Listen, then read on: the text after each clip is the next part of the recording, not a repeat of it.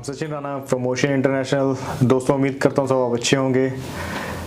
दोस्तों, काफ़ी टाइम से जो है लोगों के रिक्वायरमेंट्स आती है कि आप हमें वीडियो में सारे प्रूफ्स दिखाएं जिसमें वीज़ा हो, टिकट्स हो।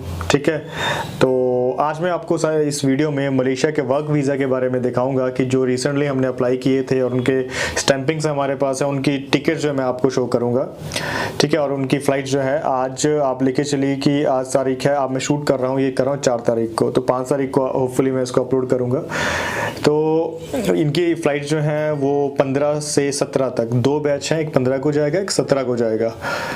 ठीक है, तो मैं सारा कुछ आपको दिखाऊंगा, कौन कौन सी वैकेंसीज हमारे पास चलती हैं और कितनी सैलरी होती है, ये सारी डिटेल्स मैं आपको प्रॉपर आज बताऊंगा। तो आपसे रिक्वेस्ट है ये वीडियो आप लास्ट तक देखते रहिएगा। और मैं ये भी इस वीडियो में बताऊंगा कैसे लोगों को जाना चाहिए और कैसे लोगों को नहीं जाना चाहिए। तो सोचो समझो फिर जाओ, जिसको ज़रूरत है वही जाए, जिसको ज़रूरत नहीं है वो इंडिया में रहे, इंडिया बहुत अच्छा है। ठीक है, जो इंडिया में अच्छे पैसा कमाता है वो कभी भी मत जाइए, क्योंकि कुछ लोग ऐसे हैं जो इंडिया में अच्छा पैसा कमा रहे हैं, सिर्फ विदेश जाना है उस वजह से ही वो पैसा खर्च करके जाते हैं और वहाँ पे जाके काम नहीं होता है। तो उनको भी प्रॉब्लम है, उनके घर वालों को भी प्रॉब्लम है, कंपनी को प्रॉब्लम है, हमें प्रॉब्लम है, सबको प्रॉब्लम आती है। ठीक है, तो सबसे पहले जो है मैं आपको बता देता हूँ कि हमारे पास जो वीज़ा आए हैं वो मैं आपको अभी आपकी स्क्रीन पे आप देख सकते हैं। क्योंकि लास्ट टाइम मैं पासपोर्ट ऐसे दिखाता था तो पासपोर्ट जो है वो कैमरे में किसी वजह से फोकस नहीं हो पाता, जिससे कि डेट्स वगैरह पढ़ने में और नाम पढ़ने में प्रॉब्लम होती थी। तो अब मैंने क्या किया कि मैं फ़ोटो क्लिक करके आपकी स्क्रीन पर आप डाल दूँगा, तो उसमें आप सब कुछ क्लियरली पढ़ सकते हैं कौन है, क्या है, किस कैसे है। पहले क्योंकि लोगों को डाउट्स बहुत होते हैं, कहते हैं कि जी ये जो वीज़ा आप दे रहे हो टूरिस्ट वीज़ा है और एक ही वर्कर का आप बार बार 10-15 बार जो घुमा रहे हैं पासपोर्ट, ऐसे बहुत कमेंट्स आए हैं। तो मैं ऐसे आपके डाउट्स दूर करने के लिए आज मैंने सिर्फ क्लिक ही कर लिया इमेजेस, ताकि आपको क्लियर पता चल सके।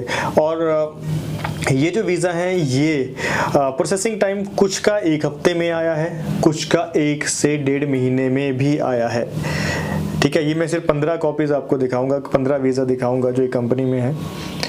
तो ऐसा नहीं है आने को किसी का, इनमें से कुछ एप्लीकेंट्स ऐसे हैं जिन्होंने अभी 2 हफ्ते भी नहीं हुए थे, 1 हफ्ता हुआ था अप्रॉक्सीमेट अप्लाई किया, उनका वीज़ा आ गया। कुछ ऐसे थे जिनका जैन के बीच में जैसे में अप्लाई होता था, मतलब अप्रॉक्सीमेट 1.5 महीना हो चुका था। तो आज के टाइम में क्या है कि totally depend upon company and government. ठीक है, तो कंपनी भी क्या करती है कि कम से कम 30-40 डॉक्यूमेंट्स अप्लाई इकट्ठा कर रही है आज के टाइम में। तो ये सोच के चलिए आने को 1 हफ्ते में भी आ जाए, आने को 1.5 महीना भी लग सकता है। ठीक है जी, पहले जो वीडियोस थी उसमें हमारा क्या था कि कंपनी के पास कोटा पड़ा हुआ तो साथ के साथ अप्लाई कर रही थी, साथ के साथ इमिग्रेशन दे रही थी, क्योंकि रश ज़्यादा नहीं होगा उस टाइम पे। अब थोड़ा सा चेंज हो गया है, थोड़ा आपको पता होगा कि वहाँ के जो प्रधानमंत्री उसने भी इस्तीफा दे दिया है, तो थोड़ा सा प्रॉब्लमेटिक तो होता ही है। सिस्टम को सिस्टम में लाना, न्यू प्राइम मिनिस्टर जो है वो फिर सारा कुछ देखेगा। हालांकि उससे इमिग्रेशन डिपार्टमेंट में इतना ज़्यादा फर्क नहीं पड़ता है, बट फिर भी एक प्रधानमंत्री छोड़ देता है तो काफ़ी जो है ट्रांसफर्स वगैरह काफ़ी होती हैं, डिपार्टमेंट किसी को दे दिया जाता है, ये सारी चीज़ें होती हैं। तो अभी आपके स्क्रीन पे जो मैं दिखा रहा हूँ वो आपको मैं 1 बाय 1 करके वीज़ा दिखाता हूँ। तो सबसे पहले हैं पम्मी कुमार। ठीक है, इनका वीज़ा है, ये 2 मार्च को स्टैंप हुआ है, 2 मार्च को स्टैंप होकर हमारे पास आ गया था। ठीक है, इसके बाद हैं योगेश कुमार, इसके बाद हैं राकेश कुमार, सबके वीज़ा 2 तारीख को ही स्टैंप हुए हैं। मनीष बिस्ट, महावीर प्रसाद भार्गव, रमेश शिवाजी इताकर। अब मैं एक चीज़, बहुत अच्छी चीज़ आपको बताता हूँ, ऐसा नहीं कि हमारे एप्लीकेंट सिर्फ और सिर्फ पंजाब से या हरियाणा हिमाचल से हैं। हमारे पास वर्कर्स यूपी से आ रहे हैं, बिहार से आ रहे हैं, बॉम्बे से आ रहे हैं, हैदराबाद से आ रहे हैं। ठीक है, काफ़ी दूर से लोग हमारे पास आ रहे हैं, जो कि एक बहुत अच्छी बात है कि ऐसा नहीं है कि हम सिर्फ पंजाब हरियाणा तक ही सीमित हैं, पूरे इंडिया से हर कोने से हमारे पास वर्कर्स आके जो अप्लाई कर रहे हैं, जो कि बहुत अच्छी बात है। ऐसा नहीं है कि हम सिर्फ पंजाब के एप्लीकेंट्स के। और एक सैड पार्ट अलग से और है, सबसे ज़्यादा वहाँ पे प्रॉब्लम जो है वो सिर्फ और सिर्फ पंजाब के वर्कर्स को होती हैं। उनमें से कुछ हरियाणा का 1-2-4% जोड़ लो, बाकी अगर कोई 10,000 में से किसी 10 वर्कर्स को प्रॉब्लम आती है तो 10 के 10 सिर्फ पंजाब के वर्कर्स को प्रॉब्लम आती है। ठीक है। फिर बाद में पता चलता है कि वो घर से बहुत अच्छे थे, उनके पास वहीं यहाँ पे अच्छी सैलरी ले रहे थे, सिर्फ उन्हें विदेश जाना था। तो इस टाइप के वर्कर्स बिल्कुल भी मत जाएं जिनके पास इंडिया में अच्छा पैसा है, अच्छा सब कुछ है, कोई ज़रूरत नहीं है। ये लेबर क्लास है, ये कोई हाईली स्किल्ड कैटेगरीज नहीं है, कोई इंजीनियर कोई डॉक्टर नहीं जा रहा है, ठीक है।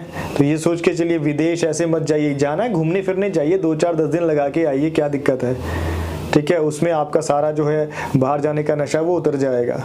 बाहर जाके आपको फैमिली से दूर रहना पड़ेगा, बाहर जाके आपको ड्यूटी करनी पड़ेगी 8 घंटे 10 घंटे 12 घंटे, खाना खुद बनाना पड़ेगा, बर्तन खुद धोने पड़ेंगे, आसान कुछ नहीं है, ठीक है। हम सपने दिखा के नहीं भेजते, फिर उधर कहते हैं ये हो गया, हमारे से नहीं हो रहा है, हम नहीं कर सकते, काम हैवी है, पैकिंग के काम में लगा दो। तो ऐसे काम नहीं होते, पैकिंग वगैरह का काम हम नहीं लगा सकते, जो आपको इंडिया में दिखाएंगे वही काम हो सकता है, ठीक है। इसके बाद मनीष बिष्ट आपने देख लिया। इसके बाद हैं रमेश शिवाजी इताकर, ये आई थिंक बॉम्बे के हैं। सिमरनजीत सिंह, ठीक है, ये पंजाब से हैं। जतिंदर सिंह भी Punjab. Aftab, I think he is from UP, ठीक है। सारे के सारे वीज़ा सेम डेट पे स्टैंप हुए हैं। शकील अहमद यूपी से होंगे। राम दर्शन यादव, ये भी यूपी से होंगे। जसपाल सिंह, ये भी यूपी से, आई थिंक ये पंजाब से होंगे, I don't know. हरनिंदर Singh, Suraj Prakash, Randeep Kumar बालन, ठीक है। ये 15 पासपोर्ट्स हैं जिनके वीज़े जो हैं अभी आ चुके हैं और उनकी फ्लाइट्स 15 और 17 दो बैच में जा रहे हैं, अलग अलग लोकेशन पे जाएंगे, ठीक है। तो ये सेम कंपनी के हैं। तो इस तरह से जो वीज़ा है अभी आ रहे हैं, अगर आपने अप्लाई करना है तो दिए हुए डॉक्यूमेंट्स दिए हुए नंबर पे डॉक्यूमेंट्स लेके आपने कांटेक्ट भी कर सकते हैं। समटाइम क्या होता है, कॉल पिक नहीं हो पाता किसी भी कारण से, सपोज कॉल रश बहुत ज़्यादा है तो नहीं पिक कर पाते, तो आप सबसे बढ़िया तरीका है, आप जिसने जाना है अपने डॉक्यूमेंट्स लेके डायरेक्टली ऑफिस पहुंचिए। ऑफिस पहुंच के आपको बहुत अच्छी तरह से गाइड किया जाएगा। अगर आपको लगता है आपने अप्लाई करना है तो आप करिए, नहीं लगता है तो कोई भी प्रॉब्लम, हमारी तरफ से कोई भी ज़बरदस्ती नहीं होगी। सैलरीज आपको बता देता हूँ, ये सिर्फ और सिर्फ लेबर क्लास का काम है। ये 12th से नीचे जो अनएजुकेटेड और 12th से नीचे जो वर्कर्स होते हैं जिनमें कोई स्किल नहीं होती है उनके लिए है। जो कोई इंजीनियर है ये है वो कॉल मत करें, क्योंकि वो अलग कैटेगरीज होती हैं। ये सिर्फ 12वीं से नीचे हैं, उन्हीं के लिए है। जो अंडर ग्रेजुएट है, मीन्स अंडर ग्रेजुएट वर्कर्स के लिए, ग्रेजुएट के लिए बिल्कुल भी जॉब नहीं है, ठीक है। और इंडिया में जो 10 से 15 हज़ार मैक्सिमम कमा रहा है वो वहाँ जाके 25 से 30 हज़ार कमा सकता है, ठीक है। एवरेज रहती है 25,000 से लेके 35,000 की इंडिया का, ठीक है। ये है ओवर टाइम वगैरह लगा के 25 से 35,000। और क्या होता है कि स्टार्टिंग में 2 से 3 महीने ट्रेनिंग होती है। ट्रेनिंग पीरियड में 1100 ringgit basic plus over time मिलता है, ठीक है। ओवर टाइम का कोई डिपेंड करता है कंपनी के ऊपर कि 3 महीने में मिलेगा कि नहीं मिलेगा। 3 महीने में कंपनी आपको बताती है कि ये काम आपने ऐसे करना है। उसके बाद जब आपका 3 महीने कंप्लीट हो जाते हैं, कंपनी आपको कॉन्ट्रैक्ट ठेका दे देती है, ठीक है। ठेके से दोनों पार्टीज का फायदा होता है, वर्कर का भी और कंपनी का भी। और किस वर्कर का फायदा होता है? जो काम करने वाला है। जो वर्कर सोचता है कि मैंने 4 घंटे काम करना है, 4 घंटे टाइम पास करना है, मुझे 1100 रिंगिट पूरा मिलेगा, उसका बिल्कुल ही फायदा नहीं, वो जाए भी मत, कोई फायदा नहीं है उनका। क्योंकि पिछले 1 साल से कंपनियां ऑब्जर्व कर रही हैं वर्कर्स क्या कर रहे हैं कि जब तक सुपरवाइजर सिर पे खड़ा है तब तक वो काम कर रहे हैं, जब सुपरवाइजर निकल गया, साइड में चला गया, तो उनकी प्रोडक्शन वैसे कम होती जा रही है। सपोज आपको स्प्रे करने का काम फेंका है, क्योंकि ये प्लांटेशन का काम है, ठीक है। इसमें स्प्रे करना, खाद देना, पानी देना, सफाई करना, फ्रूट काटना, फ्रूट लोड करना, अनलोड करना, ये सारे काम आते हैं। तो अगर कोई भी वर्कर वहाँ पे सपोज की 50 फ्रूट काट रहा है, 100 फ्रूट काट रहा है सपोज, ठीक है, सुपरवाइजर के सामने, जैसे सुपरवाइजर चला जाता है तो उसकी एवरेज जो घट के आ जाती है वो 70, 80, 60 की आ जाती है, क्योंकि वो सोचते हैं कि सैलरी तो उतनी मिलनी है। तो वो नजरिया आप चेंज कर दीजिए, क्योंकि अब हर वर्कर को कॉन्ट्रैक्ट पे काम करना पड़ता है आफ्टर 3 मंथ। और कॉन्ट्रैक्ट पे काम करना क्या होता है कि पर फ्रूट या पर एरिया उस हिसाब से पैसा मिलता है, जिससे कि आप जितने जल्दी करेंगे आपको उतना ही अच्छा पैसा मिलेगा। मेरे पास कुछ ऐसे वर्कर्स हैं जो सैलरी पे काम किया, उन्होंने उनको 1400-1500 मिली है सैलरी ऑन एन एवरेज, और जो कॉन्ट्रैक्ट पे काम करना उन्होंने शुरू किया तो उनको 1800, 2000, 2200, 2500 तक भी सैलरीज मिली हैं, ठीक है। अभी मैंने कुछ टाइम के बाद शायद मैं मलेशिया जाऊंगा तो मैं कुछ सैलरी स्लिप्स भी वहाँ से प्रॉपर लूँगा कंपनी से, तो आपको मैं दिखाऊंगा कि हाँ कैसा डिफरेंस होता है। ठीक है जी। रहना कंपनी देती है, मेडिकल इंश्योरेंस ट्रांसपोर्टेशन कंपनी देती है, ठीक है। और ये शहर में कोई काम नहीं होता है, शहर में बिल्कुल भी काम नहीं होता है। कंपनी के अपना एरिया, सपोज ये जो प्लांटेशन टाइप जैसे हिमाचल है, हिमाचल में 20-25 किलोमीटर का एरिया ले लो आप, कश्मीर में 20-25 किलोमीटर का एरिया ले लो, ये वो कंपनी खरीद लेती है पूरा एरिया, ठीक है, और उसको डेवलप करती हैं, फिर वहाँ पे पौधे लगाती हैं, या वहाँ पे पौधे लगे हुए थे पुरानी कंपनियाँ तो वहाँ पे वो वर्कर्स को रखती हैं। ऐसा नहीं कि शहर के चंडीगढ़ में होगा या दिल्ली में होगा, ऐसा नहीं होगा बिल्कुल भी। ये लेबर क्लास है, ये माइंड पहले प्रिपेयर करके जाइए। जिन्होंने काम नहीं करना होता वो वर्कर्स क्या कहते हैं, समटाइम मुझे हंसी भी आती है कि यार क्यों, क्योंकि हर वर्कर को हम वीडियो तक दिखाते हैं, ठीक है, सैंपल्स वीडियो होता है कि ये वीडियो है, यह काम होगा, तो लड़के क्या कहते हैं जी हमने तो प्लेन में काम किया है, हमें तो पहाड़ी पे काम नहीं करना है, हम नहीं कर सकते पहाड़ी पे काम। देखो, जिन्होंने प्लेन पहाड़ी का राग गाना है वो मत जाए, इंडिया में रहें, बहुत अच्छा है, ठीक है। बाहर क्योंकि कंपनी ने लेके गए हैं तो उन्होंने काम करवाना है, चाहे पहाड़ी हो, चाहे प्लेन हो, चाहे जो मर्जी हो, उन्होंने काम करवाना है, तो इसी हिसाब के वर्कर जाएं।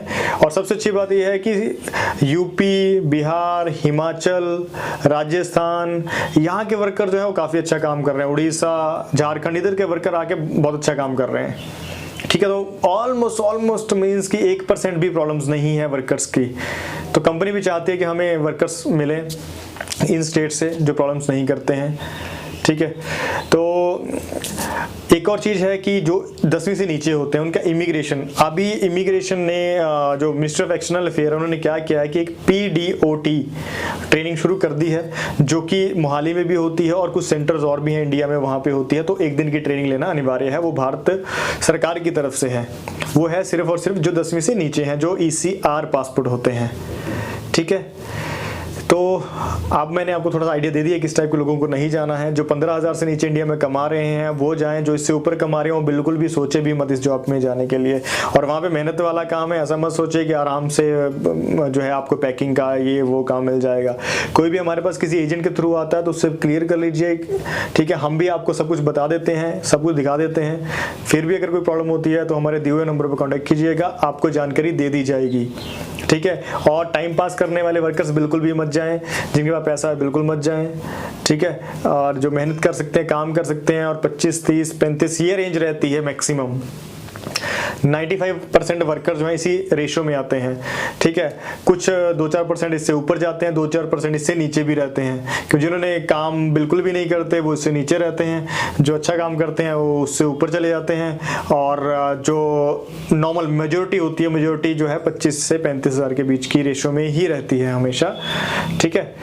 तो आप देख लीजिए, बाकी वीडियो बहुत लंबा हो रहा है। अगर कोई डाउट्स होते हैं आप कमेंट्स में लिखिए, आपका जो है सारे के सारे कमेंट्स को जो है मैं अब रिप्लाई करने की कोशिश करूंगा, या फिर अगली वीडियो में उसका आंसर करने की कोशिश करूंगा। तो आज के लिए इतना ही। Thank you very much.